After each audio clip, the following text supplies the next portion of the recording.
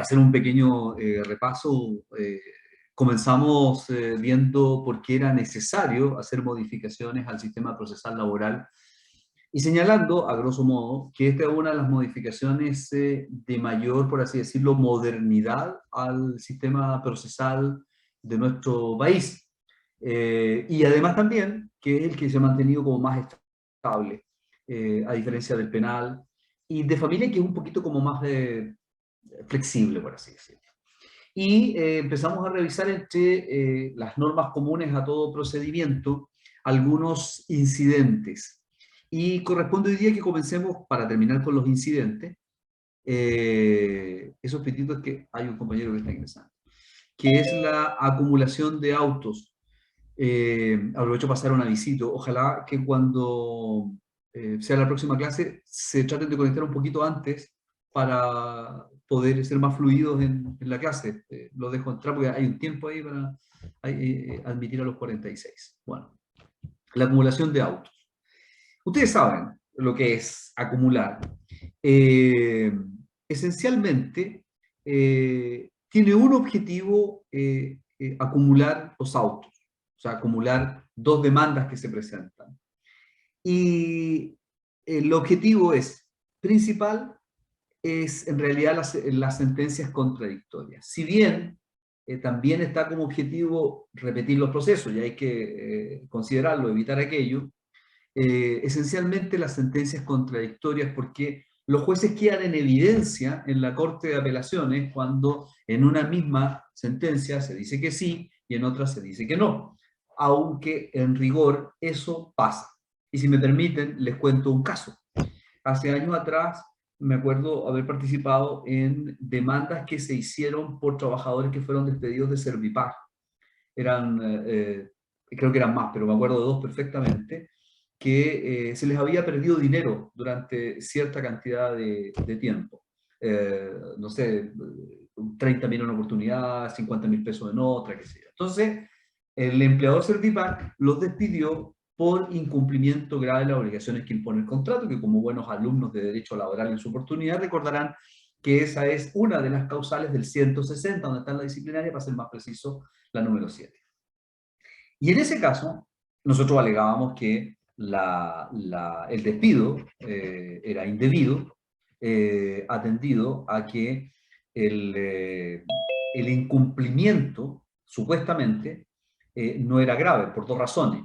La primera es porque el monto era muy bajo, y lo segundo, porque cuando a un trabajador se le hace un trabajo rutinario, en este caso recibir dinero, pagar dinero, y son cientos de millones, tal vez miles de millones que pasan por sus manos, que se le pierdan 100.000 pesos en bloques de 20 o 30, sigue siendo un incumplimiento grave, o sea, un incumplimiento, pero no grave, que podría ser objeto de, ¿cómo se llama?, de amonestaciones, que son una forma de sanción, pero no necesariamente del despido. Para eso el estándar tiene que ser incumplimiento grave de la obligación. Bueno, un juez del juzgado de Talca acogió nuestra teoría y por lo tanto acogió la demanda. Y otro juez, en el mismo juzgado de Talca, rechazó la demanda y tuvo el despido como debido. Obviamente que nos fuimos a la corte, con lo que si se hubiesen acumulado esas causas, los jueces lo hubiesen evitado esa sentencia contradictoria. Desde luego, como la mayor parte de los incidentes, puede ser a petición de parte y da traslado al juez o resuelve de oficio, u otras el juez acumula y usted puede pedir que desacumule porque no le conviene y vamos a explicar por qué. ¿Cuáles son los requisitos? Los que ustedes ya conocen, iguales demandados, idénticas acciones, nos referimos al objeto y a la causa de pedir en la demanda. Los hechos podrían ser distintos, pero siempre que sea el mismo demandado y el mismo objeto de pedir, o sea, me refiero, se piden las indemnizaciones a causa de que había un contrato y hubo un mal despido, qué sé yo. Aunque un despido fue el día 15 y el otro fue el día 20, en esencia, el objeto de pedir y la causa de pedir no variaban. Y además que las causas tienen el mismo estado de tramitación. Si fuera un procedimiento de aplicación general, que ambas estén para la audiencia preparatoria, y no podría estar en otra etapa que retrasara la anterior, tienen que estar en el mismo estado procesal. Ahora, problemas que podemos tener. Esencialmente, ¿cuándo les digo yo que no les conviene la acumulación? En materia laboral, lo vamos a ver en su momento, pero ya les adelanto, no hay tacha de testigo. Hay formas de desacreditar al testigo, pero no hay tacha del testigo. Entonces, suponiendo que cualquiera de ustedes dos, a Lucila y a Sasca, que las tengo aquí al frente, deciden demandar y resulta que las dos, por ejemplo, están en una relación. ¿Se dan cuenta lo que significa entrar tarde? Las dos están en un procedimiento, perdón, me distraje. Están en una relación laboral informal, es decir, no había contrato escrito. Por lo tanto, una podría ser testigo de la otra. Pero si usted permite que acumulen las dos demandas, ya las dos son parte y por lo tanto una no podría ser testigo de la otra. Entonces ya no es conveniente. Y en ese caso uno se opone a la acumulación. Eso es un primer tema. Respecto de eso, usted siempre tiene que pedir reposición, porque eventualmente en esa reposición usted debiera señalar de que uno era testigo de una era testigo de la otra, y que por lo tanto lo va a dejar en indefensión porque le va a quitar medios probatorios. Y eso le va a permitir preparar el eventual recurso de nulidad si falla en contra suya el tribunal, justamente porque no logró probar un punto, que lo iba a probar con ese testigo, que el juez se lo mató cuando acumuló las causas. Así que ese es un primer tema que deben tener en consideración frente a la acumulación de autos. Un segundo tema que se ha discutido, la verdad es que ya está más o menos resuelto, pero se sigue discutiendo en algunos tribunales, es ¿qué pasa? ¿Se acuerdan ustedes que habíamos adelantado que el procedimiento monitorio, la única diferencia que tenía con el procedimiento de aplicación general, me refiero además de que el procedimiento de aplicación general tiene dos audiencias, el monitorio tiene una audiencia única, era la cuantía. Si tú no pasabas en la cuantía, de los 15 ingresos mínimos mensuales, entonces tenía que ser monitorio. Si pasabas de los 15 ingresos mínimos mensuales, entonces pasabas a aplicación general. No era un tema sustantivo de la materia, sino solo cuantía. Entonces la pregunta es, si usted tiene dos monitorios o tres monitorios y el tribunal se los acumula, ¿hay que cambiar de procedimiento? Por tanto, hay que cambiar de estrategia porque vamos a tener dos audiencias, una para preparar y otra para incorporar pruebas. La verdad es que cuando se concibió el monitorio, más allá de las críticas que haremos en su oportunidad de este procedimiento, se concibió para efectos de que, como era una cuantía pequeña, entonces se entendía que era mejor apurar el procedimiento. Por lo tanto, aunque se acumulen las demandas y por lo tanto la cuantía del juicio aumente, debiera mantenerse el procedimiento monitorio porque el objetivo que se tiene en mente es que, aunque se aumente la cuantía, sí, pero son para varios trabajadores que individualmente considerados son cuantías menores y tenemos que resolver lo más rápido posible el asunto controvertido para efecto de que pronto tengan su remuneración. Entonces, de la acumulación de autos, eso sería lo interesante que podría comentar. No sé si hay alguna duda. Ustedes me van interrumpiendo cuando gusten. Profesor, entonces no aumentaría la cuantía. Así es, no aumenta la cuantía. O sea, perdón, nos equivocamos los dos. Se aumenta la cuantía, en rigor aumenta, pero para efectos del procedimiento, porque en rigor vamos a discutir más lucas, que en el fondo eso es la cuantía, digamos. Pero no va a cambiar el procedimiento. Aumenta la cuantía, no va a cambiar el procedimiento porque en el fondo son monitorios que se juntan y no alcanzan a convertirse en aplicación general, para decirlo de otra forma. Si no hay más dudas de la acumulación, en las costas. Aquí hay un tema no menor en las costas. Es un tema súper complicado en realidad. Y les voy a explicar por qué. Porque cuando se condena en costas, en un procedimiento laboral, no está claro, más bien está extraordinariamente oscuro, el cómo puedes modificar las costas. Se los explico por lo siguiente. Miren, cuando ustedes estudiaron procesal, si pusieron atención en esta parte, en la parte resolutiva de la sentencia, los jueces deben pronunciarse sobre las costas. Y hay unas reglas en materia civil para efectos de que la parte perdidosa no sea condenada en costas. Por ejemplo, si es un tribunal colegiado y obtiene un voto a favor, entonces no podría ser condenada en costas, aunque los dos votos de mayoría le resultaran en pérdida para esta parte. También cuando no ha sido vencido completamente. Entonces ahí el juez necesariamente no podría condenarlo en costas. Esas son como las cosas básicas que sabemos de las costas.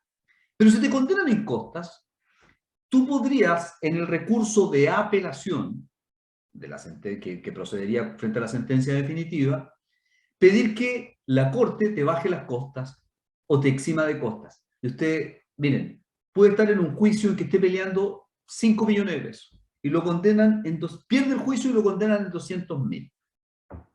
Ustedes dirán, es nada o es muy poco, pero ¿sabes qué? Cuando estén litigando, cuando estén ejerciendo, es muy complicado, porque tú tienes que tomar una decisión. Las pagas tú callada o callado, o llamas al cliente y le dices, no solamente, pero te tengo dos malas noticias. Una es que perdimos el juicio, y la segunda es que además tenemos que pagar 200.000 pesos de costa, lo cual suele afectarnos psicológicamente a los abogados litigantes. Te afecta porque en el fondo estaba tu prestigio ahí, tú tenías un poco de esperanza, por último, salvo que el cliente te hubiese contratado para decirme yo hacer este juicio, mire, lo va a perder, no importa, lo van a condenar en costa, no importa. Y quedó eso claro, pero si no, es muy fuerte cuando a veces las costas son, no sé, yo me acuerdo un caso de unos, al final voy a retar a todos los que llegaron atrasados, de unos personas de la clínica, ¿cómo se llama la clínica que había aquí en Talca que se cerró? La clínica del Maule, y la inspección determinó que había vulneración de derechos fundamentales, fueron donde un abogado, demandaron a la clínica con el informe de la inspección del trabajo, el tribunal rechazó la demanda y las condenó en 3 millones de pesos en costa. ¿Cómo le explicáis a esas personas? Ahora, eran 3, 1 millón, si tú quieres, por cabeza, digamos, pero igual 1 millón de pesos para un trabajador es como fuerte. En fin. Entonces, el mayor problema que hay en las costas se ve en materia laboral, es cómo te las sacas de encima si te condenaron. ¿Por qué? Porque en materia laboral no hay apelación de la sentencia definitiva. Entonces, y a propósito de un comentario que yo hicieron un alegato, digamos, la Corte de Talca sacó como una teoría, pero en rigor es muy complicado. Tú vas alegando de que se acoja o se rechace, se declare nula, perdón, la sentencia definitiva en el recurso de nulidad laboral, que lo vamos a estudiar al final, pero no tienes cómo sacarse las costas. Bueno, las costas, hay mucha discusión, eso ustedes tienen que haberlo visto ya, en materia procesal. ¿Qué son? Hay quienes que sostienen casi como una leyenda o mito urbano de que son los honorarios del abogado. No es verdad.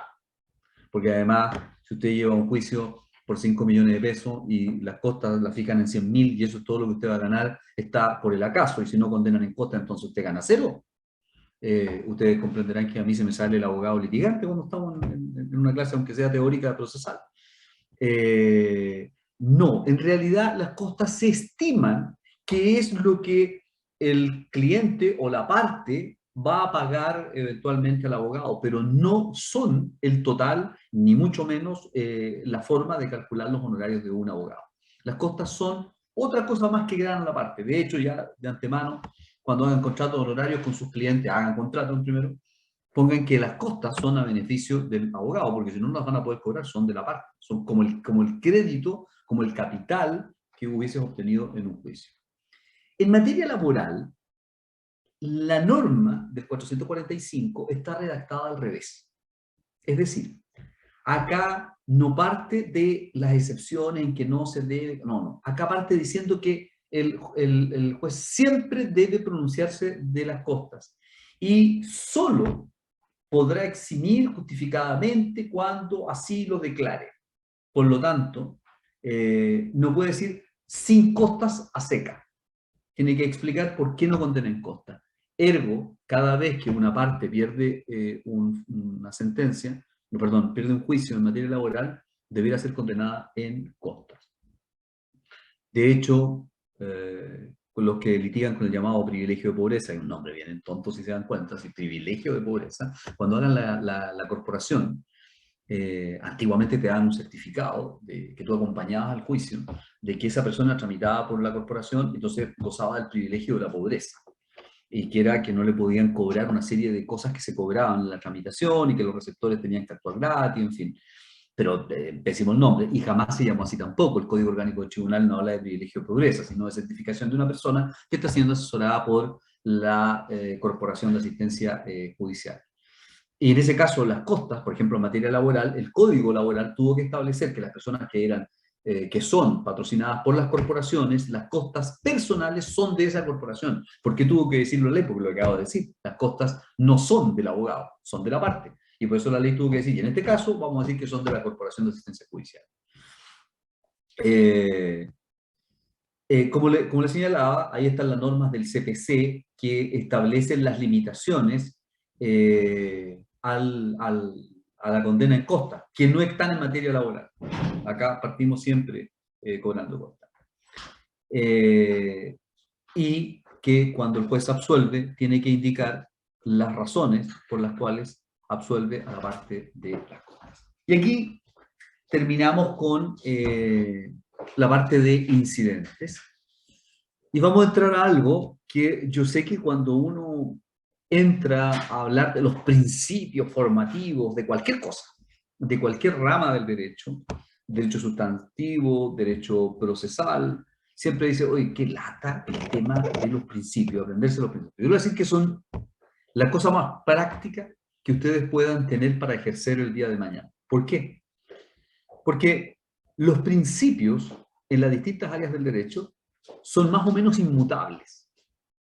Y como son inmutables, si tú te los aprendes, en este caso 9, de los cuales hay 6 o 7 que van a usar constantemente, te permite reemplazar aquellos vacíos mentales o de memoria, los que tenemos mala memoria, cuando dicen, a ver, pero ¿cuál es la norma, colega? Señoría, más allá de la norma, el principio, porque la norma sí es mutable. Las normas cambian, incluso la jurisprudencia los reinterpreta, pero los principios no. Los principios siempre están. Entonces usted puede salir, recuerde que está en un procedimiento esencialmente oral.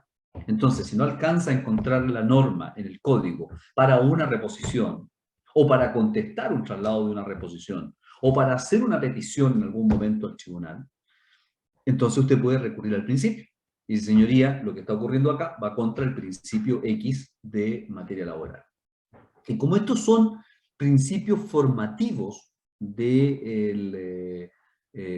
digamos, del proceso laboral, son además normas de orden público. Entonces nadie puede pasar por encima de ellas. Y debiéramos señalar que el artículo 425 señala más o menos así, dice, serán principios formativos del proceso laboral, entre otros los siguientes, entre otros. Fíjense que si revisan el listado que está en la diapositiva, no está un principio que es básico para los laboralistas, que es el principio protector. No está. Pero como la norma del 422, entre otros, entonces tú dices, pero ¿por qué no el protector? ¿Y por qué no otros principios del área sustantiva del derecho, como el de primacía de la realidad y otros, pudieran eventualmente en un proceso laboral aplicarse? Cuando entren en colisión normas procesales laborales, sobre todo cuando analizábamos hace la clase anterior, me parece, de que cuando íbamos a buscar normas supletorias al Código de Procedimiento Civil para aplicarlas a algún procedimiento laboral, tenían que pasar por estas normas censoras laborales que dijeran que siempre y cuando no afecten los principios formativos laborales. Así que, por lo tanto, el principio protector, de alguna manera, está ahí, aunque no está en este listado, porque ya, repito, el 425, entre otros, principios.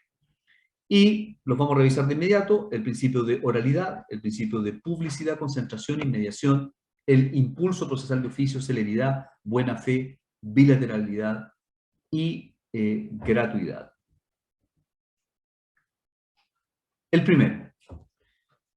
Bueno, toda la tendencia judicial chilena, procesal chilena, está tendiendo al principio de oralidad. En su momento nosotros analizamos los beneficios que tenía la oralidad. Y señala, en el inciso segundo del 425, que todas las actuaciones procesales serán orales, salvo las excepciones expresamente contenidas en esta ley. Y la aprendemos de inmediato. ¿Cuáles son las excepciones? Podríamos preguntar en una prueba, que sería una pregunta entretenida. ¿Qué son? La demanda tiene que ser por escrito.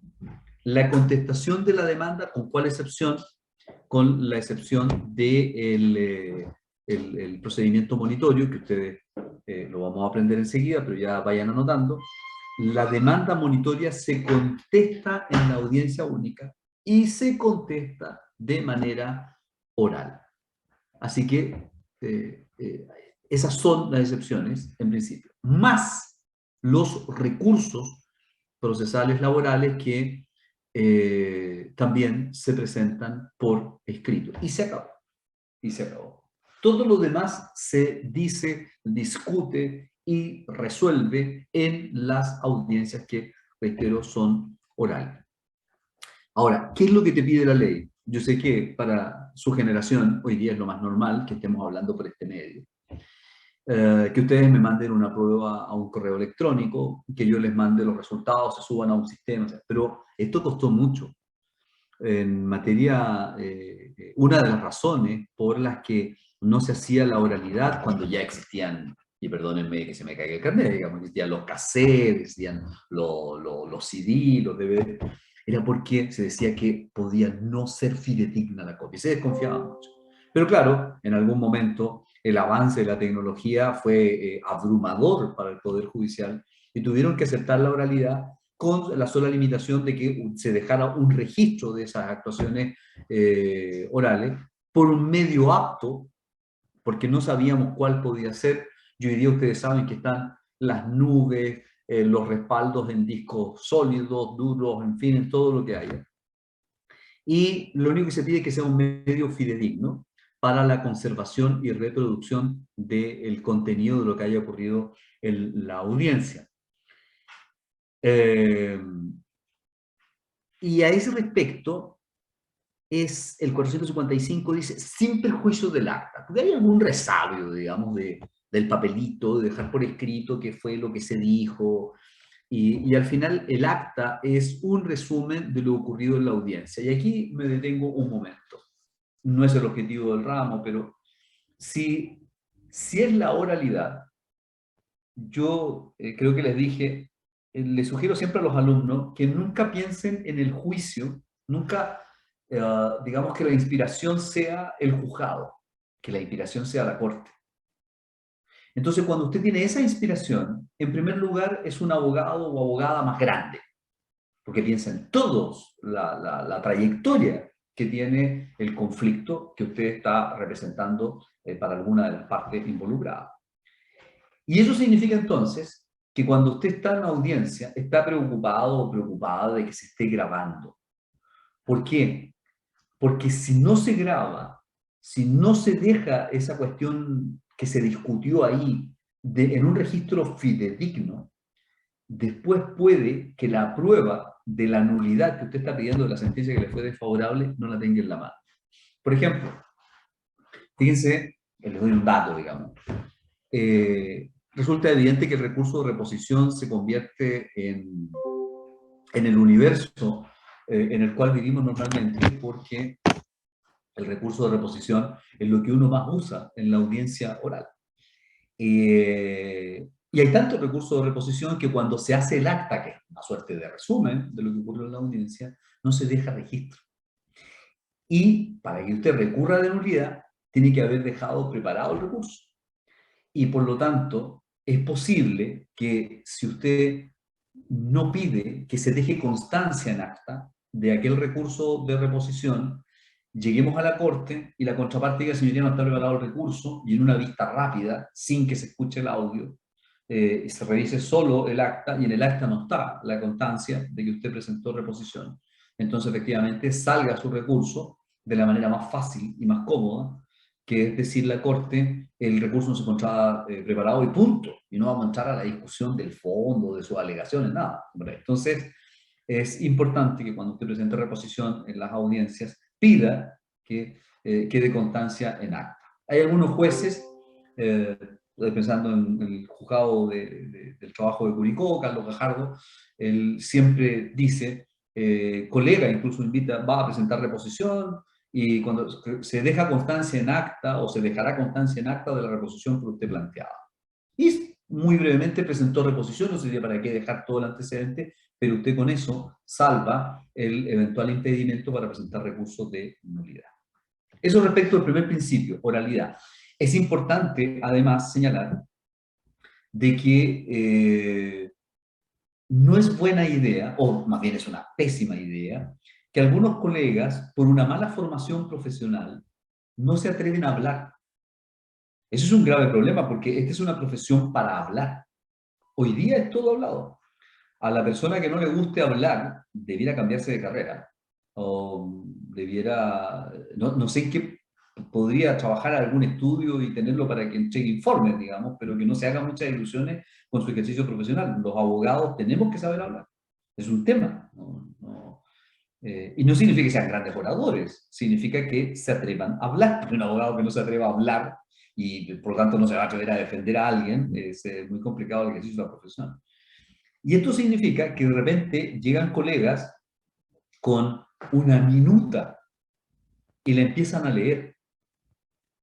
Y es probable que el colega del frente, bueno, que el tribunal lo observe y el colega no puede seguir leyendo, sea en la contestación de una demanda en una audiencia única, sea en un recurso, en un alegato en la Corte, y que la Corte le llame la atención y lo desconcentre totalmente, o derechamente que se entenga por no efectuado el alegato o no realizada la contestación por infracción al principio de oralidad. Nadie sabe que les toque un jodido Cristian Toledo al frente o les toque a alguno de ustedes y diga, señoría, porque esté en condiciones de perder el juicio y esté recurriendo a la mejor herramienta que tiene un buen abogado, que es el derecho procesal. Y le diga que se infraccionó el principio de oralidad, entonces, por lo tanto, como se leyó, se pidió que se tenga una contestar. ¿Y qué te pasa si te toca un juez o una jueza que sea rigurosa y diga efectivamente se infraccionó el principio de oralidad y por lo tanto tengo por no contestada la demanda o no efectuado el alegato? Cuidado con eso. ¿Alguna duda al principio? Ustedes me van interrumpiendo cuando quieran. Yo entiendo que está todo claro, están aburridos. No me quedan opciones si ustedes no hablan. Ya. Tengo una duda. Es Dale, que eran como enumerando la excepción al principio de oralidad, la demanda, la sí. contestación. Las demandas, cualquiera que sea, las contestaciones de demanda, salvo la contestación del monitorio, que esa es en audiencia y tiene que ser, por tanto, oral, y los recursos. Esas son las excepciones. Gracias, profesor. No, pues gracias a usted. Publicidad. No hay mucho que agregar aquí. Ustedes saben que además del artículo 9 del Código Orgánico de Tribunales, que establece que los actos judiciales son esencialmente públicos, cualquiera puede entrar, cualquiera puede escucharlo. El 428 repite en todo el cuerpo del artículo, parte diciendo que serán públicos. Y desde ya, en las normas que estoy citando, los artículos del Código del Trabajo, que parten del 425 en adelante, los principios, va el legislador estableciendo no solamente uno, sino otro. De hecho, en el mismo de publicidad aparece el de celeridad. La publicidad tiene un rol fundamental en los actos. Y aunque ustedes puedan parecer, o pueda parecerles obvio que sean públicos, hay veces que es necesario pelearlo. La publicidad tiene que ver no solamente con la protección de la justicia y la libertad, sino con un elemento básico de la democracia, que es el derecho a la información.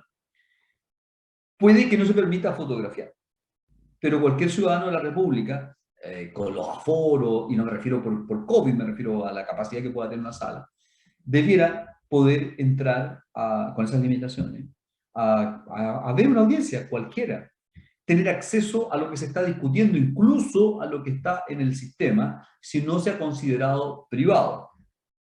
¿Por qué? Porque es el control de la democracia. Y hay veces en que los jueces, por una cuestión, yo no lo he visto salvo un caso, que fue una atrocidad y que al cual le llegaron amonestaciones, En general, en materia laboral no se ha visto, pero en materia penal basta que sea una persona conocida o importante para que se declare silencio a la prensa y cosas por el estilo. Y eso evidentemente atenta contra el principio de igualdad. El caso laboral que conozco fue un juez de Constitución, que me tocó a mí hacer la presentación lamentablemente, porque le tenía mucho aprecio, pero resulta que un día en un arranque, que no sé de qué, digamos, le pide a los abogados que salgan y el acto más errado, digamos, es que los abogados salieron y se quedó con las partes y les hizo un acuerdo. Después hizo entrar a los abogados y los abogados le dijeron, ¿esto es una propuesta de acuerdo? No, esto hemos concordado con las partes. Entonces, obviamente, los abogados molestos conversaron con cada una de sus partes y le dijeron, señoría, conversado con mi cliente, no está disponible. Pero ¿cómo si ellos recién me dijeron? Sí, pero sin asesoría letrada. Y ojo, creo que se lo dije en algún momento y lo voy a repetir en un momento más. En materia laboral, con el poder que tiene el juez, usted muchas veces va a terminar litigando casi contra el juez más que contra la parte que es la demandada o la demandante. Así que debe tenerlo presente. Por eso el tema de la publicidad no es menor y siempre se debe pedir porque, por ejemplo, el juez puede pedir, pero es que no pase los parientes, no, es un acto esencialmente público y por lo tanto pueden entrar todas las personas. ¿Dónde está la limitación? Ojo con esto también es cuestión de litigante. Es posible que la contraparte tenga la gentileza de decirle, colega, que pase toda la gente que usted quiera, no tengo ningún inconveniente. Y después, cuando esté terminando la audiencia, van a tener que aprender esto, no porque lo aprendan conmigo, que lo aprendan como víctimas. Cuando esté terminando la audiencia, dice, señoría, previo a terminar la audiencia, quisiera pedirle a las personas que han estado acá presentes que se individualicen para efectos de que si alguno de ellos quisiera ser testigo, ya no podría hacerlo porque se encuentra contaminado y no se encontraría en condiciones objetivas de declarar en juicio. Y usted dejó entrar a 2 testigos que tenía potencialmente la audiencia. Complicado. Que lo pida la otra parte en cualquier momento, porque puede ser una audiencia única y resulta que dejó entrar un testigo, o una audiencia preparatoria donde es más fácil, porque la audiencia única, los testigos ustedes han tomado la precaución de haber trazado los carnés y debieran estar aislados de una parte del tribunal, pero depende del tribunal, entonces podrían haber estado en el inicio de la audiencia y podrían ya no presentarse como testigos. El siguiente principio es de concentración, que va ligado con el principio de publicidad, de celeridad, es decir, ¿cómo hacemos que del punto de vista de la economía procesal podamos tener en un solo acto todas aquellas diligencias judiciales que se puedan realizar? Hay varias manifestaciones que se han ido perdiendo en el tiempo, pero que usted tiene todo el derecho a exigir que se cumplan. Por ejemplo, las audiencias no se pueden suspender. Lamentablemente, ya venía con algunos visos de que los jueces hacían un pedacito de la audiencia y otro después. Bastó que llegara el COVID y nos deja el sabor muy amargo de que se presenta un medio de prueba y se fija fecha para otro medio de prueba. ¿Cuál es el punto? Que entonces no tiene sentido la oralidad. ¿Por qué? Porque en la oralidad lo que nosotros hacemos es poner todos nuestros sentidos, como abogados, como juez, para que en un momento analicemos un problema y lo resolvamos ahí. Para no andar cartas para allá y cartas para acá, que son los escritos más o menos. Entonces, ¿qué ocurre ahora? Que si usted presenta unos medios de prueba, resulta que en el tiempo que hay intermedio, a que venga, por ejemplo, presenta la documental y la testimonial la presenta tiempo después, resulta que la estrategia que usted pudo haber tenido judicial cuando forma su teoría del caso se le puede caer ahí, porque en definitiva los testigos de la otra parte van a estar preparados ahora de otra manera para efectos de enfrentar la prueba documental que usted acompañó acá, lo que no hubiese pasado si todo pasa en un solo momento. Pero lamentablemente, aunque la suspensión de la audiencia opera solo en caso fortuito o fuerza mayor, y ojo, para estos efectos, el caso fortuito o la fuerza mayor no puede considerarse la pandemia. Me dan un segundo que tengo un problema de electricidad.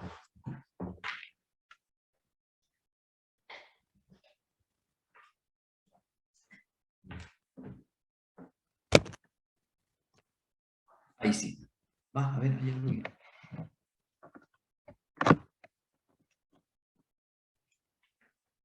Un segundo que algo está pasando y no.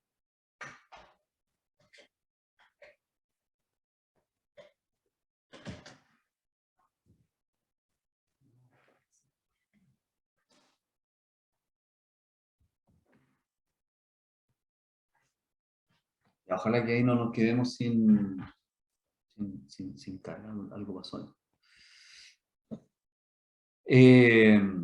Bueno, decíamos que ahora se está terminando con este principio de concentración porque se están separando las audiencias mucho, incluso la ley señala en el artículo 426 que el tribunal debe fijar horarios especiales para terminar la audiencia, pero la idea es, en caso alguno, poder separarla. Y ya decíamos, la pandemia sirvió como una justificación algo falsa para dividir las audiencias, y de hecho los tribunales han caído ya en la reserva de hora. Entonces dice, ya, de tal hora a tal hora vamos a hacer tal audiencia, o sea, si a esa hora no se termina, bueno, la suspendemos. Eso sería impresentable y debiera, o es impresentable. Como digo, y está en rojo ahí, por las razones que explicaba, la concentración provoca daños que de verdad son irreparables a la oralidad.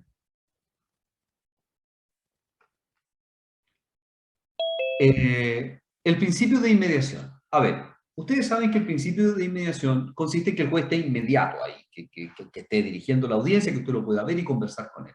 Y en algún momento comentábamos de que en el sistema antiguo eso no ocurría, que había una persona, un funcionario del tribunal que dirigía la audiencia. Excepcionalmente, el juez puede delegar en un funcionario del tribunal, que sea secretario, abogado, pero que esté capacitado, dirigir una audiencia. Pero lo que no puede pasar, y esto es lo que tienen que aprender, lo que no puede pasar es que en la audiencia única o en la audiencia de juicio, el juez cambie respecto de quién continúa la audiencia o quien dicte sentencia. Es decir, en la audiencia preparatoria puede haber un juez y en la audiencia de juicio otra, ningún problema. Pero en la audiencia de juicio usted la divide en dos o en tres y en alguno de estos cambia el juez, lo que va a salir de ahí es nulo, de nulidad absoluta, no hay ninguna posibilidad. Si el juez, como digo, se muere al momento de terminar la audiencia de juicio, sin ánimo de ser dramático, habrá que hacerla de nuevo, porque si ese juez antes de morir no alcanzó a dictar sentencia, hay que hacerla de nuevo. El juez que conoce de los medios de prueba es el que debe dictar sentencia. En eso se basa esencialmente el principio de inmediación. Ahora, hay casos, como señalo ahí, que el secretario abogado puede reemplazar al juez cuando hay retardo en el despacho, cuando el mejor servicio judicial lo exigiere, cuando esté autorizado por el juez, y la Corte de Apelaciones, a propósito de las facultades que lee el artículo 47 del Código Orgánico del Tribunal, le dice al juez, usted se va a abocar a esto, entonces deja el tribunal solo, y le pide a un secretario que cumpla las funciones de juez. Pero eso no es una excepción al principio de inmediación, solamente que se permite que una persona que no es el juez titular conozca de audiencia. Les voy a poner un caso. Hoy día hay una escasez de jueces tremendos en la región. De hecho, hasta hace pocos días, en Linares hay dos tribunales que son competentes laborales, son tribunales de competencia común, el primero y el segundo de Linares, pero es laboral. Y se fue el juez del segundo juzgado, se fue la secretaria del segundo juzgado, la secretaria del primero se fue a atender el segundo juzgado de Linares, y no tenía firma porque tienen que habilitar firma para que firme los cheques, para pagarle a los trabajadores en este caso, no es. Pero resulta que cuando llega la habilitación de la firma, ella había asumido un cargo en Santiago y el juzgado del segundo se quedó sin jueces. O sea, ni siquiera secretario. Es en esos casos extremos donde se pueden sacar secretarios de otros tribunales para efectos de poder reemplazar a un juez, pero no significa que saltemos la inmediación. Quiero hacer esa aclaración. En la inmediación el juez tiene que estar. Ahora, lamentablemente, la inmediación tiene un alcance que no se ha respetado por los tribunales de justicia. La inmediación significa que el juez tiene el conocimiento de la discusión ahí inmediata, pero esencialmente de la prueba que se le presenta. Como decía alguien exageradamente, el juez puede no solamente ver, escuchar, hasta oler puede la prueba. Y con eso entonces se queda con una idea para dictar sentencia. Por lo tanto, lo que uno tiene que concluir es que cuando a un juez se le pasa el plazo para dictar sentencia que señala la ley de inmediato, 3 días en el caso de la monitoria como máximo, justificadamente, o 15 días en materia de aplicación general y tutela de derechos fundamentales, en ese caso, el juez debiera, la verdad es que debiera hacerse la audiencia, ordenar que se haga la audiencia de nuevo, porque se supone que la inmediación es para que recuerde, y si le ponen un plazo es porque se entiende que dentro de ese plazo él se acuerda de lo que pasó. Si dicta después de ese plazo, no es que los plazos sean fatales para el juez, pero claramente se va contra la inmediación. ¿Qué sentido tiene que esté un señor ahí que después de 3 meses dicte sentencia? ¿Qué es lo que va a hacer él? Va a escuchar los audios, va a leer la minuta de la audiencia, y va a poder tener el mismo razonamiento que tuvo en ese momento. ¿Y qué pasa si ahí se le ocurre hacer una pregunta o que se le aclare un punto y que ya no se puede hacer porque la audiencia terminó? Claramente se afecta en ese momento la inmediación. Y lo segundo es que por lo tanto no puede haber apelación. Porque ¿cuál es la diferencia entre el recurso de apelación y el recurso de nulidad? Que la nulidad es de derecho. No discutimos los hechos. Los hechos ya quedaron fijados por lo mismo que les decía, porque ahí estuvo el juez. Ahí vio la prueba, escuchó la prueba, olió la prueba y fijó determinados hechos.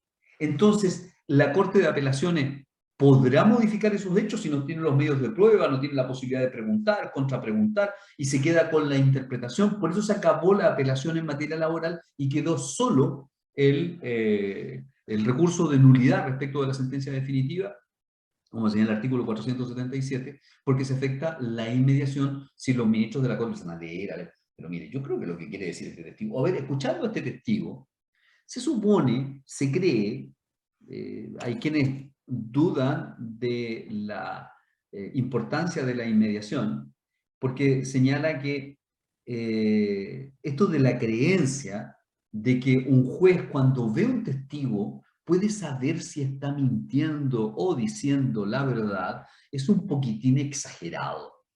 Si un ser humano tuviera la capacidad de saber cuando otro miente, la verdad es que deja de ser abogado y se pone en algún negocio muchísimo más lucrativo. ¿Ah? Me dice, quiero saber, señor, usted que adivina si la gente miente, si mi marido me engaña o mi mujer me engaña. La verdad es que no da para eso. Pero se ha sobreestimado un poco, pero algo hay, digamos, en términos de que el juez está en ese momento recibiendo una prueba, pensando en lo que vio recién la documental, en la objeción que hubo a una prueba, y eso después se pierde, en el tiempo se pierde. Por lo tanto, un fallo dictado después de eso afectaría el principio de inmediación.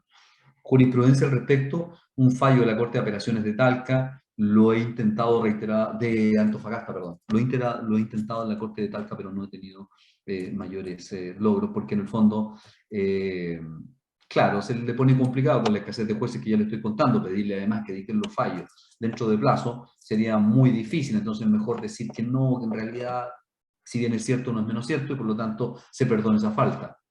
Ahora, si la Corte dicta un fallo fuera de los 5 días, que es lo más habitual, por lo demás, del recurso de nulidad, ¿infracción al principio de inmediación? No. ¿Por qué? Porque la Corte no conoce hechos. Y por lo tanto no tiene todo este razonamiento que estaba haciendo recién de la importancia de que el juez esté presente.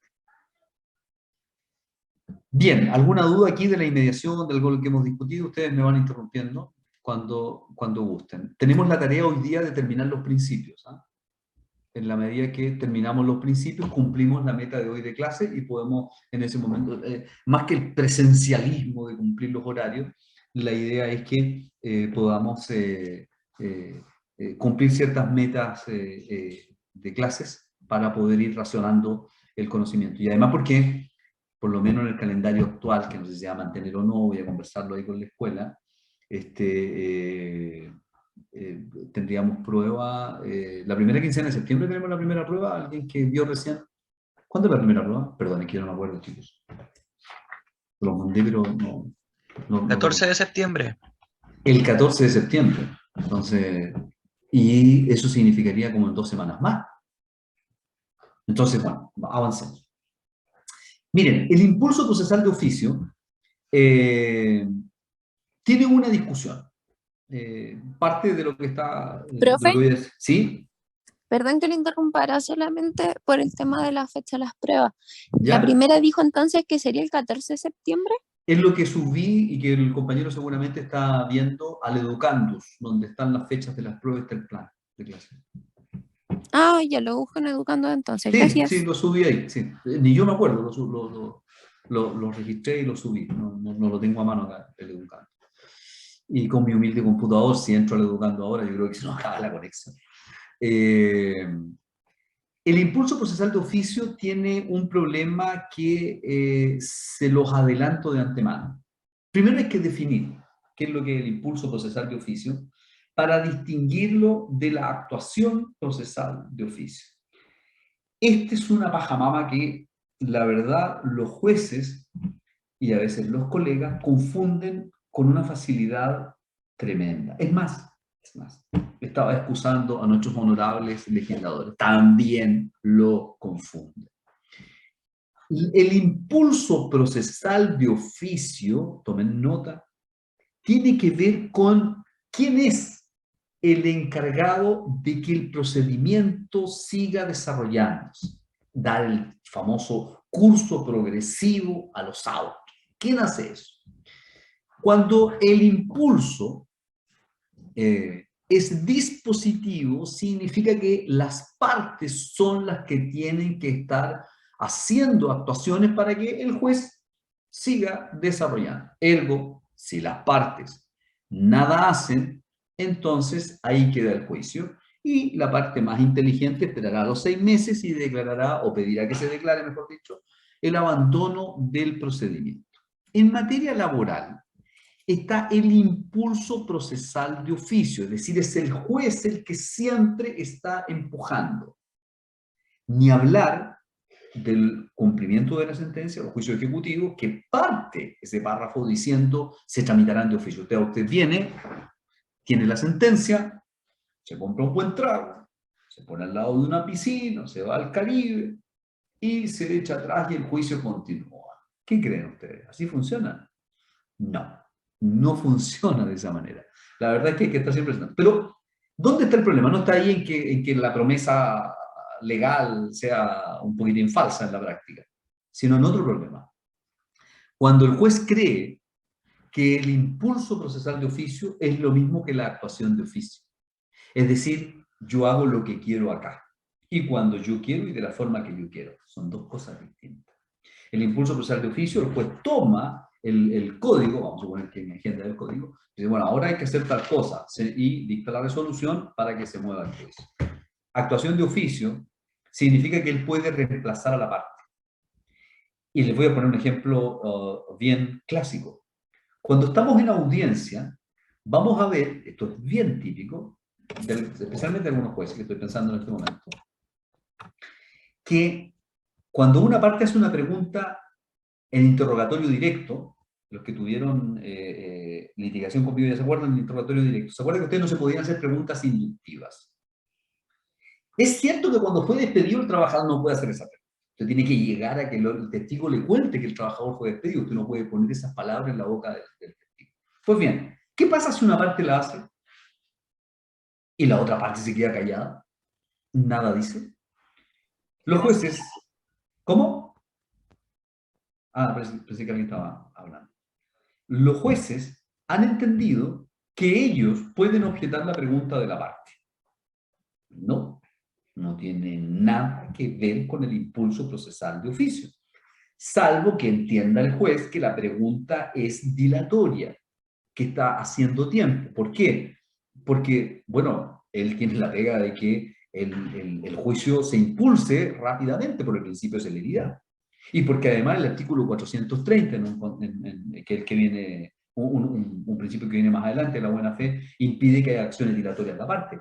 Pero objetar por la forma en que se hace la pregunta, si usted me interroga a mí, yo le voy a decir que el juez no está capacitado para eso porque le dieron el impulso procesal de oficio, que es distinta a la actuación procesal de oficio. Ejemplo, el 429 que está señalado ahí. Profe, Dice, sí, por favor. ¿qué habría que hacer en ese caso si el juez se toma esa atribución de objetar la pregunta? Yo creo que hay ¿Qué que hacer puede todo. hacer uno como litigante? Yo creo que hay que hacer dos cosas, María José Toledo. La primera es entender que usted es una abogada, una profesional universitaria capacitada para litigar, para representar a una de las partes. ¿Se acuerda cuando vimos el sílabo? Capacidad para representar a personas naturales o jurídicas, públicas o privadas. Eso es lo primero. Y creerse eso uno, porque va a tener que enfrentar al juez. Y lo segundo, decirle, señoría, reposición. El tribunal no se encuentra facultado para objetar las preguntas de las partes, porque su facultad es el impulso procesal de oficio. Y cuando el legislador le ha dicho al tribunal que puede actuar de oficio, o sea, reemplazar al abogado, le ha dicho expresamente, como en el artículo 429, otros ejemplos en que el 492, por ejemplo, que lo pueden anotar ahí también, en que el juez dice, el tribunal dice, de oficio o a petición de parte el juez podrá hacer tal cosa. Porque tú comprenderás, María José, de que si siempre pudiera actuar de oficio, no tendría sentido que en estos artículos en particular se hubiese anotado de que aquí puede actuar de oficio. ¿Para qué si siempre puede? ¿Para qué hacemos la salvedad? Y es porque es distinto el impulso por la actuación de oficio. ¿Por qué es importante tener clara esta pelea que podemos darnos con el juez? Porque ¿qué pasa si efectivamente la contraria hace una pregunta inductiva del testigo que ella misma presenta? Pero la respuesta a mí, que soy la contraparte, me sirve. Entonces el juez le impide al testigo contestar. Entonces resulta que podría ser yo el que, señoría, reposición, esta parte le pide al tribunal que deje sin efecto la resolución que objeta la pregunta de la contraria porque no está facultado el tribunal y a esta parte le causa perjuicio porque la respuesta del testigo no sirve para nuestra teoría del caso. Entonces, lo que hay que hacer ahí es reposición. Les reitero, la reposición, queridos alumnos y alumnas, la reposición es el rey de los recursos, o la reina del recurso, no ser tan sexista como me podrían criticar. La recurso, le recurse, es el más importante que hay en la audiencia para efectos de que podamos defendernos, digo, frente a lo que, si usted me pregunta a mí, es una actuación abusiva del sentenciador. Y ahí puse algunos ejemplos de artículos en que el juez podría actuar de oficio, como por ejemplo el 433 del párrafo dice del cumplimiento de la ejecución. Parte ese párrafo el que le decía yo, el juez actuará de oficio. Ahora, no son los mejores ejemplos porque ese es como bien amplio, pero justamente ese es el ejemplo o el peor ejemplo en que le dicen al juez, aquí actúe de oficio y no lo hace. Entonces, ¿dónde actúa de oficio el juez? Y aquí es la parte donde uno se compromete a hablar cosas que no debiera decir, sería mejor guardar silencio y pierdo la oportunidad de quedarme callado. ¿Por qué? Porque en la audiencia el juez, si él dirige la audiencia, si él reemplaza a los abogados por las razones que considere, él termina la audiencia cuando quiere. La hace más corta, trabaja menos, pero está fuera de la ley y lo puede afectar a usted. Por eso es tan importante tener presente que el principio informativo es el impulso procesal de oficio, más no la actuación de oficio, porque no puede ser un principio, porque es una cuestión de hecho, cuando yo decido actuar y cuando no, porque yo tengo que defender mi teoría del caso. Y a propósito de que el impulso procesal en materia laboral es de oficio, no puede haber abandono del procedimiento, porque si hay 6 meses que han transcurrido en que el juicio no se ha movido y una de las partes pide abandono, entonces no podrá acusarse a la parte, es decir, que tenía la responsabilidad de que esto se avanzara, era el juez. Entonces, ¿cómo puede decir, mire, aquí hay abandono del procedimiento? Si usted declara abandono del procedimiento, señor juez, entonces tengo que mandarle a usted por falta de servicio, porque en definitiva era usted el que estaba con este trabajo de acuerdo a la norma procesal.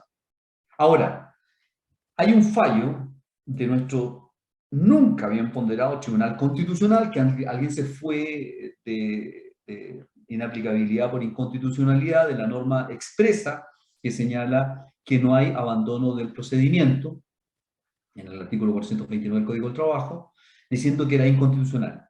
Y ustedes saben que el Tribunal Constitucional en rigor es una representación política de los equilibrios políticos que hay en nuestro país, y en esa oportunidad se acogió esa inaplicabilidad por inconstitucionalidad, y por lo tanto se entendió que podía haber abandono del procedimiento, pero los tribunales de justicia han señalado que no hay abandono del procedimiento, hay bastante jurisprudencia al respecto, porque además hay norma expresa, y pareciera como obvio, y que no es inconstitucional tampoco, por lo que acabo de decir, pues entonces termine con el impulso procesal de oficio y diga derechamente, miren, lo dijimos de broma, y en realidad las partes son las que tienen que mover el juicio.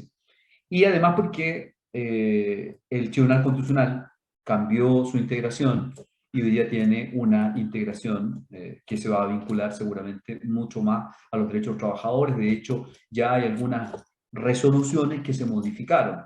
Por ejemplo, cuando veamos el procedimiento de tutela de derechos fundamentales, si se declara en una sentencia, y ya ejecutorial, de que un empleador vulneró derechos fundamentales, ese empleador por 2 años no puede postular a fondos estatales para lo que sea que es su negocio. No puede hacer licitaciones con el Estado porque no puede recibir fondos estatales porque vulneró mal que mal derechos fundamentales. Y nuestro Tribunal Constitucional había dicho que esa norma también era inconstitucional, hasta hace unas 3 semanas atrás, en que salió un fallo que dice que no, que nos equivocamos como tribunal, y decimos nuevamente que la norma se aplica tal y como es, y durante 2 años esa persona que vulneró derechos fundamentales de trabajadores no puede hacer negocio con el Estado, para decirlo en términos simples. O sea, el Tribunal Constitucional, si usted me pregunta, de las cosas buenas que tiene, de las varias cosas buenas, yo debo reconocer, no quiero dar a conocer mi voto porque es secreto, ni quiero inducir el voto de ustedes, pero nadie puede decir que el proyecto constitucional que hay es 100% malo. Entonces, cuando yo digo que hay una norma muy buena que viene en ese proyecto, es el tema de las modificaciones que tiene el Tribunal Constitucional, porque en definitiva, como está hoy día, con este vaivén, entonces, pucha, depende la mala suerte que tuvo el trabajador, si había un gobierno más pro-empresarial o había un gobierno más pro-trabajador, ¿cómo le va a ir el resultado del juicio? Eso parece impresentable. Bien. Y terminada esta crítica para nada velada de los jueces y el impulso procesal de oficio y cómo toman la actuación de oficio como sinónimo, y yo espero que ustedes ya entiendan que son 2 cosas totalmente distintas, pasamos, si no hay consultas, a nuestro siguiente principio formativo, el de celeridad. Toda la reforma al libro 5 del Código del Trabajo pasó por este pensamiento, celeridad. Si usted considera, y lo voy a anotar porque es importante que sepan el fundamento, si usted considera que el trabajo es de supervivencia, que la gente trabaja, la mayor parte de la gente, para satisfacer necesidades básicas, entre ellas el alimento, comprenderá de que es fundamental que los juicios sean rápidos. Y por eso en lo personal, yo que soy muchísimo más viejo que ustedes, excesivamente más viejo, de verdad es que es empelotante, está en el diccionario de la Real Academia, si alguien puede ir a buscarlo, para que nadie se sienta ofendido de las palabras de este profesor tan deslenguado que les tocó. Que a mí me tocó cuando yo empecé, cuando era un joven infuber como ustedes, sé que son puber, y ver esos juicios que demoraban 4 o 5 años, o sea, nadie tomaba juicios laborales, porque se podía suspender y suspender y suspender, y eso se limitó, lo vamos a ver más adelante. Cuando con esta inspiración casi divina, solidaria, protectora, religiosa, se establece que las audiencias no se pueden suspender por el principio de celeridad. Cuando junto con el principio de concentración, hoy en esta audiencia resolvamos todo, para que no dilatemos, para que el trabajador tenga su dinero, para que pueda negociar tranquilamente. Pero cuando le mete el susto el juez y le dice, mire, la verdad es que después de que terminemos este juicio, si no llegamos a acuerdo ahora, entonces la sentencia podría ser objeto de un recurso de nulidad, se va a ir a la Corte de Apelaciones quién sabe cuánto tiempo, la verdad que son como 3 o 4 meses, no me olvidé. Y después a la parte podría irse de recurso de unificación a la excelentísima Corte Suprema. Mal que mal, nunca se cobran costas cuando se pierde en la Suprema. Así que gratis ir a desear un rato allá por lo menos un año. Entonces, mejor, ¿por qué no llega a acuerdo ahora? Y es más rápido. La verdad es que es una aplicación algo torcida del principio de celeridad. Entonces, cuando uno ve que hizo un tremendo esfuerzo por cambiar el libro quinto, para que todas las cosas fueran más rápidas en materia laboral, y resulta que terminamos haciendo las cosas más lentas, entonces, claro, da un poco de pena. Se estableció que la audiencia se realizaba con las partes que asistan. Sí, hasta ahí la celeridad. Hasta ahí. Porque ya les decía yo que la audiencia se puede dividir en las partes que hoy día prácticamente quiera un juez. Yo conozco un juicio que se dividió, por lo menos hace poquito, 4 audiencias, y la ley da un máximo de 2, preparatoria y de juicio, y la de juicio se dividió en 4 partes. Cuando al juez se le dan facultad en el artículo 430 de impedir cualquier actuación dilatoria, y él mismo las provoca, es un contrasentido terrible. Y nadie dice nada, ¿eh? Ojo, nadie dice nada. Los señores parlamentarios, no sé si algún día entendieron bien lo que estaban haciendo, ni tampoco, la verdad, de la academia se debe reconocer el esfuerzo que ha hecho el profesor Diego Palomo. Diego ha sido un gran crítico del proceso laboral. Y tiene toda la razón. Y de hecho, yo algo he colaborado en envenenar la mente de nuestro doctor Palomo. Y espero envenenar la mente de Rodrigo y de cualquier profesor que además sea juez y que haga clases en muchas escuelas, de que esto es una barbarie. Es volver a, no sé, 40 años atrás, y por lo menos 30 años atrás, a lo que justamente se trató de cambiar. Entonces, ¿por qué cuando vamos a burlar la ley la hacemos justo en perjuicio de los trabajadores? El fundamento de la celeridad del principio protector, ya decíamos, el trabajo era de supervivencia y subsistencia, el trabajador no puede esperar, y es terrible que lo haga el juez. Pero usted puede pedir el principio de celeridad, se usa mucho cuando el tribunal está haciendo, tiene que hacerlo presente. Y como le digo, ahí más allá de saberse la norma, diga que lo que está haciendo el juez va a demorar y eso afecta el principio de celeridad, y punto. Y punto. Y usted sabe que después del 425 le sale fácil buscarlo por ahí hasta que llegue al 428 y lo encuentre por ahí metido el principio de celeridad. Bien.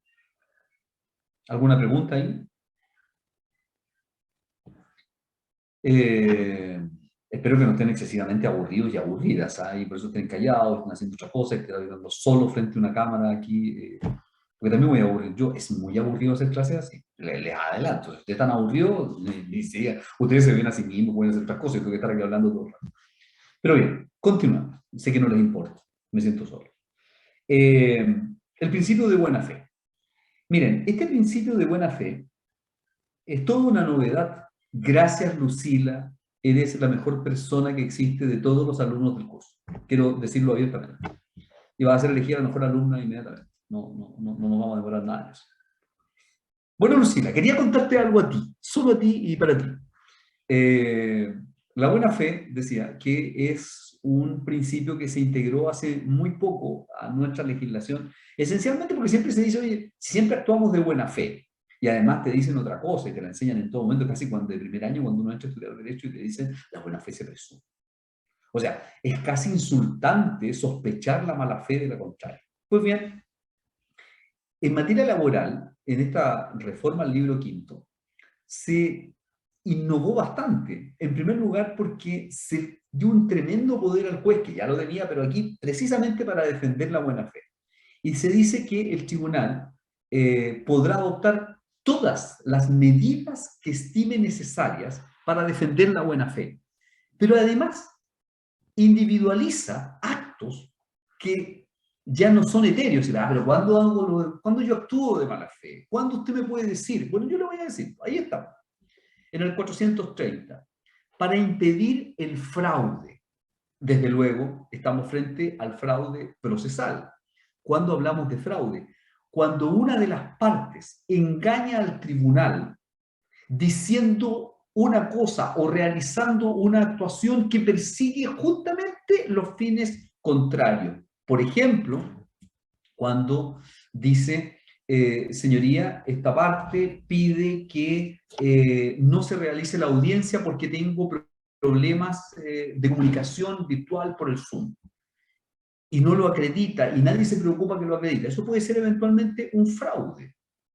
O cuando, por ejemplo, la parte acompaña esto es bastante común, ¿eh? No se extraña, un finiquito, conozco un caso hace muy poquito, un finiquito firmado por una trabajadora que murió. Y la hija de la trabajadora dice, no es la firma de mi mamá. Y pide el peritaje. El juez está obligado, no solamente por un tema probatorio, no solamente por pruebas sobre la prueba, porque en definitiva el peritaje se hace sobre una prueba que se está presentando, así que prueba sobre la prueba, sino por esto. Cuando se dice, pero se lo rechazo, digamos, la petición del peritaje con la Policía de Investigaciones, anoten ahí la PDI. ¿Por qué? Porque es gratis. Así no tendrían que pagar un perito, que se defienden a un trabajador, es difícil que tengan ese financiamiento. Entonces, ustedes, y el tribunal se la rechaza, no se opone, no hay ninguna razón para sospechar, qué sé yo, y toda la cosa. Entonces ustedes pueden decir, señoría, yo no me sé la norma, pero le puedo decir que afecta el principio de la buena fe, que al juez se le facultó para salvaguardar con cualquier medida, yo estoy pidiendo una, que es un peritaje, porque creo que hay un fraude procesal. Y resulta que en este caso se estableció por la PDI que no era la firma de la trabajadora, perdón, que había fallecido. Ustedes comprenderán que ese demandado, ese empleador demandado, ya no solo tiene el problema de perder el juicio laboral, ahora enfrenta un juicio penal, adulteración de un instrumento privado. Además del fraude, la colusión. En lo personal, no he tenido éxito, pero para poner un ejemplo, digamos, cuando acuérdense que en un juicio puede haber más de una parte. Y yo sostengo que en el caso del empleador no puede haber un tercero coadyuvante en un juicio laboral. No puede. Porque claramente el tercero, es decir, el ajeno a la controversia jurídica, ese es el principio de un tercero, un tipo que es ajeno, nada que ver con el juicio. Si interviene, que intervenga como testigo. Que lo traiga como testigo la parte que lo... pero no como tercero coadyuvante. Porque si lo trae como tercero coadyuvante, lo que está diciendo ese tercero es decir, mire, yo soy tercero ajeno a este juicio, pero quiero entrar porque tengo un interés compartido con el demandado. Así que yo quiero ayudarle a terminar el juicio de manera beneficiosa para él y desde luego para mí. El caso que les he comentado en varias oportunidades a mis alumnos ha sido el de las cámaras dentro de un camión, demandamos a los dueños de los camiones y aparece el que vende las cámaras como tercero coadyuvante y el juez lo acepta. ¿Hay o no colusión? De hecho, ese juicio lo tenemos en la Suprema y el tercero coadyuvante pudo aprovechar la oportunidad de presentar recursos. Entonces yo no solamente me defiendo frente al empleador y frente a la empresa principal, que era la que recibía los servicios de transporte de los camioneros, que era Celulosa Arauco, sino ahora con un tercero. Y más encima, la Corte de Apelaciones le acogió el recurso de nulidad porque dijo que no podía condenarse a ver el pago de las indemnizaciones porque no había sido demandado. ¿Y cómo va a saber esta parte? ¿Cómo va a saber esta parte que va a aparecer un tercero después de que presentó la demanda? Por esencia, un tercero no es demandado. Ahora, no dijimos nada respecto de eso porque igual nos quedó Celulosa Arauco y nos quedaron los camioneros para cobrar. Y también ustedes en la litigación después tienen que tomar decisiones que sean de mayor eficiencia para el desarrollo de su juicio. Pero ahí hay un caso de colusión que el juez está facultado para impedir. El abuso del derecho. Algo que teóricamente ustedes tienen que haber estudiado, pero que no estaba consagrado procesalmente. Cuando una persona dice, puede pedir que se muestre, por ejemplo, cuestiones que tienen que ver con la intimidad de alguna de las partes, sea el trabajador o sea el empleador. Y a propósito de que se permite, acuérdense que hay libertad probatoria, entonces pide una prueba que tenga que ver con la intimidad, un análisis de ADN o un examen de droga y cosas por el estilo. se puede decir que la prueba podría ser inconstitucional, pero además es un abuso del derecho, porque si bien tiene el derecho a pedir prueba, no puede ir más allá de el respeto del derecho del otro. Esa teoría del abuso del derecho no se había desarrollado. Y desde luego las actuaciones dilatorias, todas las que ustedes saben que tiendan a entorpecer el desarrollo del juicio. Ahí están los ejemplos que puse: el tercero coadyuvante, el presentar demanda en 2 tribunales y luego se retira una, que sería un fraude procesal, para el cual tribunal, dependiendo que después me va a tocar en la audiencia, presentar el recurso de unificación de jurisprudencia en monitorio. Fíjense esto, el monitorio tiene una limitación, bueno, tiene varias, pero al momento de recurrir de la sentencia definitiva, tiene recurso de nulidad igual que el de aplicación general. Pero cuando le va mal en la Corte de Apelaciones, el de aplicación general puede irse de unificación de jurisprudencia, que es un recurso que vamos a estudiar en su momento. Pero el monitorio no tiene derecho a irse de unificación de jurisprudencia. Pero la norma, miren, la norma dice que presentado el recurso de unificación de jurisprudencia en la Corte de Apelaciones, que falló el recurso de nulidad, la Corte de Apelaciones solo se limitará a analizar si el recurso se ha interpuesto dentro de plazo. Pero está la ley, la Corte de Apelaciones debe leer y decir, sí, está presentado dentro del plazo, pero es improcedente este recurso, así que yo no le doy curso. Eso no es necesario explicarlo, pero aunque ustedes no lo crean, algunas veces la Corte de Apelaciones dice, lo concede, porque dice, yo solamente tengo que estar dentro del plazo, no si es procedente o no. Es necesario que le digan eso. Y lo manda a la Corte Suprema. Y la Corte Suprema, antiguamente, hasta hace unos 3 años atrás, entonces lo ponía en admisibilidad, en trámite de admisibilidad para ver. Entonces pasaban meses y meses y meses, el empleador podía enajenar todos los bienes que tuviese, si no le habíamos detectado alguno y lo hubiésemos precautoriado. El trabajador estaba en mayor necesidad, cada vez más tiempo sin dinero, por lo tanto aceptaba cualquier cosa. Hasta que lo hicimos presente la excelentísima Corte Suprema, no sé a quién contrató, pero cada vez que dice, a ver, ¿es monitorio o no? Entonces en 2 semanas te lo resuelve y te lo devuelve como inadmisible. Pero ahí había un abuso del derecho y que la Corte no detenía, no obstante que estaba el 430 que la obligaba a impedir cualquier abuso del derecho y actuaciones dilatorias como podría considerarse el recurso de unificación en materia de monitorio. No alegar el recurso de nulidad. Miren, pasa lo siguiente, de las malas costumbres. Usted presenta un recurso de nulidad en la Corte de Apelaciones, lo alega, le va mal, lo pueden condenar en costa. Presenta el recurso de nulidad, lo ponen en tabla, llega el día que hay que alegarlo, no lo alegan, la sanción, de acuerdo a la ley, lo vamos a estudiar detenidamente después, es el abandono, pero sin costas. Entonces usted para el juicio con el recurso de nulidad, llega el día que va a alegar, no lo alega y le salió gratis todo el tiempo que estuvo esperando. Eso es claramente... Ese no tiene control. Hace algún tiempo, hace como 3 años, no miento, el 2020, cuando estaba de presidenta doña Janet, una de las ministras de la Corte, doña Janet Valdés, en reunión de coordinación que tuvimos por esta misma vía, yo le sugerí que se condenara en costa el abandono. Oye, se empezó a condenar en costas como en 5 juicios y bajaron inmediatamente los recursos de nulidad. Porque son recursos que ustedes los leyeran, son risibles, no tienen nada serio, pero detienen el juicio durante un tiempo. Bueno, después se dejó de cobrar costas y hoy día, no sé, mañana tengo 3 alegatos de recursos de nulidad, para que tengan una idea de cómo aumentaron los recursos de nulidad, porque es gratis. La persona no se presenta a alegar, se declara abandonado y me paró el juicio, hoy día mucho menos, está bastante rápida la Corte de Talca, 4 meses, 5 meses, pero a veces pueden ser años. En fin. Y ya no es necesario profundizar en lo que es una actuación dilatoria. Así que eso es el principio de buena fe. Estamos terminando ya. El principio de bilateralidad de la audiencia, no hay mucho que explicar. La bilateralidad, el derecho de ambas partes de poder ser escuchados, de presentar pruebas, de objetar pruebas, eso es esencialmente el principio de bilateralidad. Solo está enunciado en el 425, esencialmente porque el concepto es conocido por el derecho procesal en general y normalmente se alega cuando alguna de las partes tiene alguna causal de entorpecimiento, por ejemplo, para poder conectarse, para poder presentar a un testigo, y se resuelve a través de una audiencia especial. ¿Por qué? Por el principio de realidad. No se puede resolver por escrito, tiene que fijarse una audiencia. La audiencia especial son poquísimas, pero es para respetar el principio de realidad. Ahí tienen un tema para alegar de que no sean solo papeles, sino oralidad.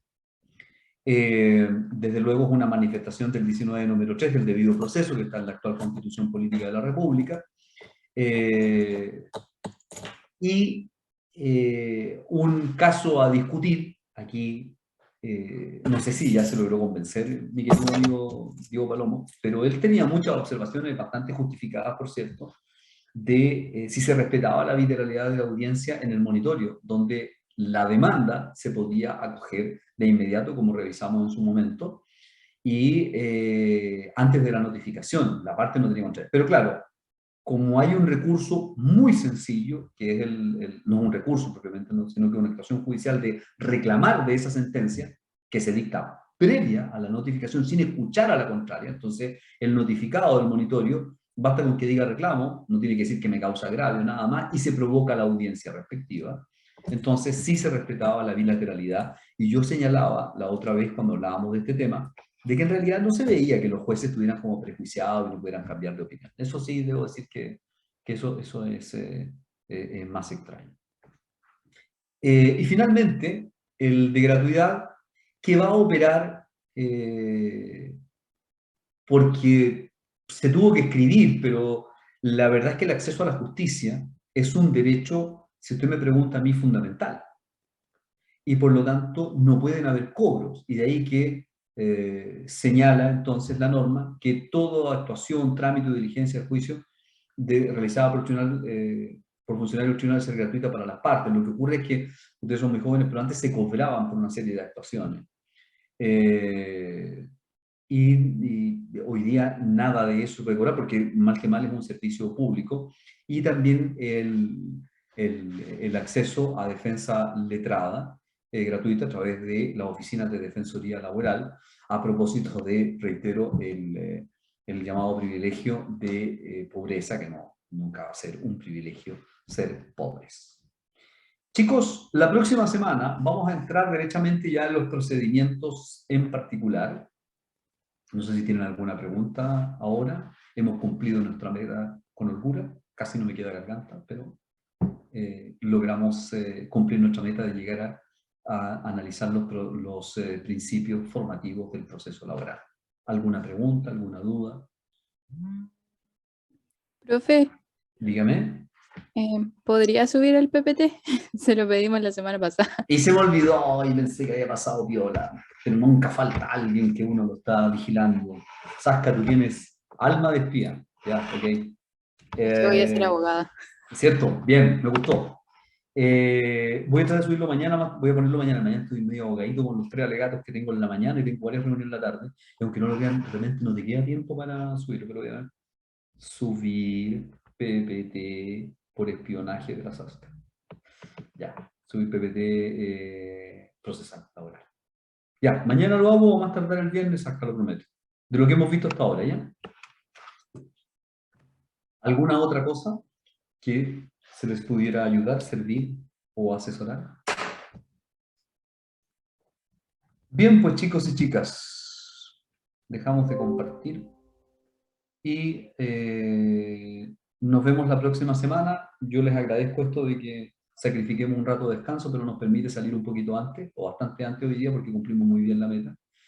Y los mantendré informados del futuro de las pruebas y todas las cosas que necesiten. Que estén muy bien. Muchas gracias, Lucila, por acompañarnos, a diferencia de la Sasca, que solo me critica y no es capaz de acompañarme con la cámara. Pero no importa, así es la vida, así es la democracia, como decía el presidente Villena. Que estén muy bien, ¿eh? Descansen, cuídense mucho, chicos y chicas. Chao, profesor, gracias. Chao, profe. Chao, Profe. bien, chao, chao.